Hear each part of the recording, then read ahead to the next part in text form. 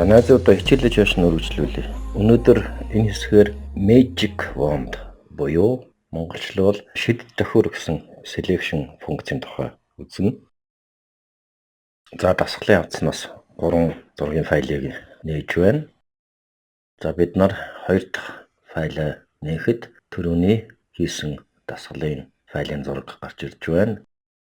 За энд Clouds on Blue Sky гэсэн JPEG өргөдөлтөө файлыг бид нар энэ үйлний хэсгүүдийн Magic Wand гэсэн хэрэглүүрийн тусламжтайгаар selection хийх болно. За энэ зохиомж дээрх үйлнүүдийг энэ хэсэгт авчиж бий болгох юм аа. Инхийн тулд JPEG өргөдөлтөө файлаа нээгээд жоохон томруулад, жоохон баруун тийш нь зөөгөөд за тэр дээрээсээ дөрөвт хэрэглүүр дэх доошоо харсан гурвалжин жижиг сумыг товшоод байгаад байхад 2 хэрэглүүр байна. За эхний хэрэглүүрийг бид нар үзсэн Quick Selection tool байж байна. Хоёр дахь нь болохоор Magic Wand гэсэн хэрэглүүр байж байна. За Alt авч дарангаа дээр нь товшоод байхад хэрэглүүрүүд маань сэлгэж байна. За энд Magic Wand хэрэглүүрийг идэвхжүүлээд тэнгэрийн хэсгээр нэг товшилт хийхэд нэгэн хэсэг маань идэвхсэн байна. За энд тэр Context Sensitive хэрэглүүрээс тэр Tolerance гэсэн функц байж байна. За энэ маань болохоор байж болох зөрүү гэсэн монголоор орчуулвал.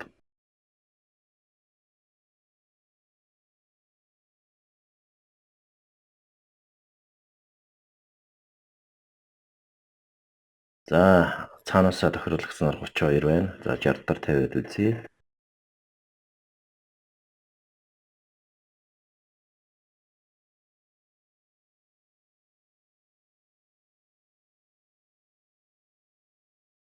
Нэлээд том хэсгийг хамарч байна. За та нар өөрсдөө ингээд утгуудыг өөрчлөөд Magic Wand selection хэрэглүүрээр энэ тэндэн дараа туршаад үзээрэй.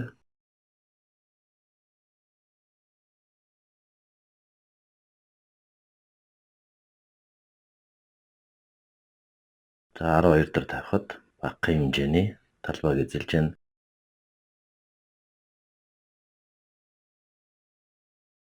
За тэр contiguous гэдэг буюу зэрэгэлдээ оршихсан идэвхжүүлгийг аваад энэ тэнд дарахад бол 2 газар юм уу 3 газар selection хэсгүүд бий болж байна. За 30 tolerance-ыг 32 дээр тавиад дээрээс нь дараах хэсгүүдийг үлдсэн хэсгүүдийг selection хийхин тулд бид нарын өмнө мэддэг Shift төвчийг дарангаа Add Selection гэсэн функцийг ажиллуулад ингээд товшоо явчихна. За энэ дээр selection хийхэд хэцүү. Яагаад гэвэл өнгөний ялгаанууд бол үйл тэнгэрийн хооронд бол тодорхой биш, эрс биш байдаг. Ийм учраас заримдаа авагддаггүй.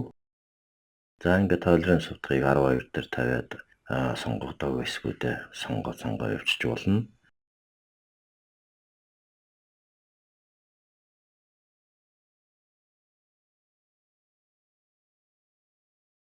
Alt төвчийг дарангаа Subtract гэсэн функцийг ажиллуулад илүү хэсгүүдээ бас хасаа явчих болно.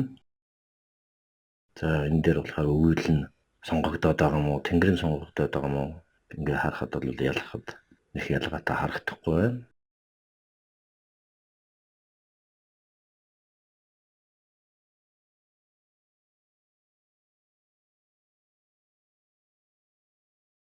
За бүр 3 дээр тавиад үзэж байна. Ингээ та нар өөрсдөө tolerance утгыг өөрчлөөд туршаад үзээд яваарай. Бид нар бол яг одоо энэ цэнхэрэнхтэй тэнгэрийг selection хийж байна.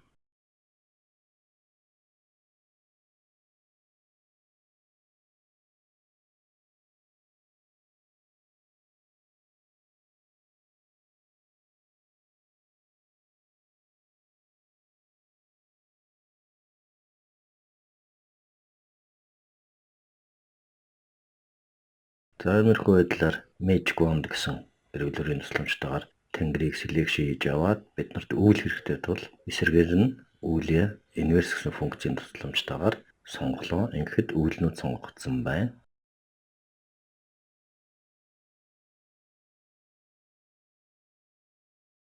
За энд нэг Сонгосон одоо selection хэсгүүдээ бид нар нэр өгч хадгалж болох боломжтой. Ингээхийн тулд select зэснээс save selection гэсэн функцийг ажиллуулж, command-ыг ажиллуулж, clouds гэсэн нэр өгч хадгаллаа. За энэ channels гэсэн панелоос харахад clouds гэсэн нэмэлт сувг ороод ирсэн байна. Бидний үүсгэсэн энэ нэмэлт сувгийг заримдаа alpha channels гэж хэлээд байдаг. За RGB сувгуудыг идэвхжүүлгийг аваад зөвхөн clouds гэсэн alpha channel-ыг идэвхжүүлээд харахад сонгогдсон хэсэг маань цагаанаар сонгогдоогүй хэсэг маань хараар будагдсан байна.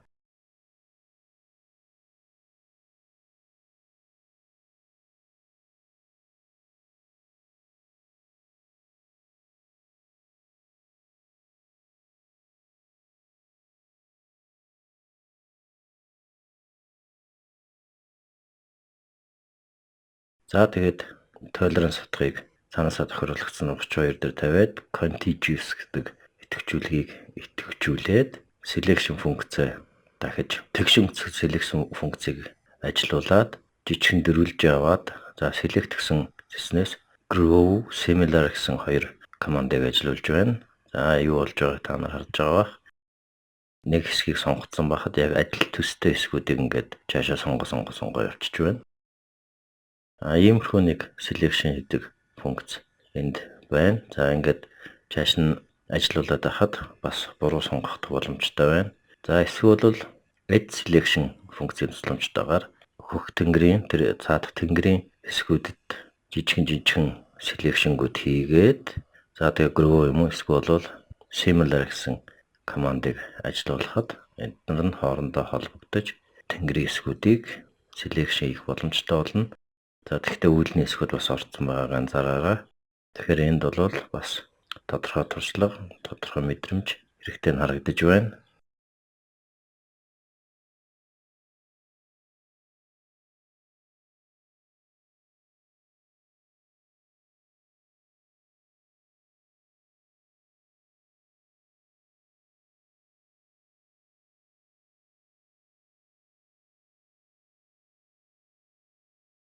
За энэ бид нар нөгөө clouds гэсэн хадгалсан selection хэсгээ channel дуудъя. Ингээхийн тулд load selection гэсэн командыг сонгоход бидний өмнө selection хэд хадгалсан clouds гэсэн давхар маань ороод ирж байна.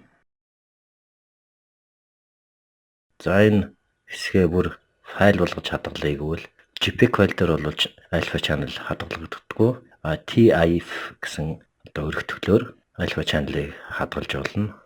За ингээд Clouds on Blue Sky TIF гэсэн өргөтгөлтөө нэртэй файлыг хадгаллаа. Энд сонголтон дээр alpha channels гэсэн итгэвчсэн байна.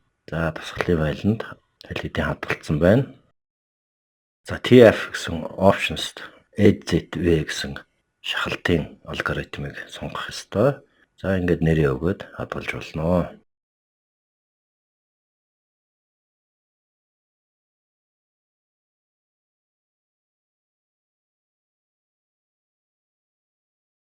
За миний сая хийсэн дасгал нь дасгалын хавцанд байгаа TIF файлтай адилхан болж өгөөг би зэрэгцүүлж үзэж байна. За анзаараарай тэр дээр tab дээр нэг нь JPEG өргөтгөлтэй файл, нөгөөх нь TIF өргөтгөлтэй файл байна. TIF өргөтгөлтэй файл дээр хадгалсан selection хэсгээ дуудаж хооронд нь харьцуулж үзэж байна. За ер нь жоохон ялгаа байна. Гэхдээ ерөнхийдөө болж байгаа гэж үзэж байна. За иймэрхүү байдлаар Magic Wand хэрэглэрийн тусламжтайгаар selection хийх боломжийн тухай үзлээ.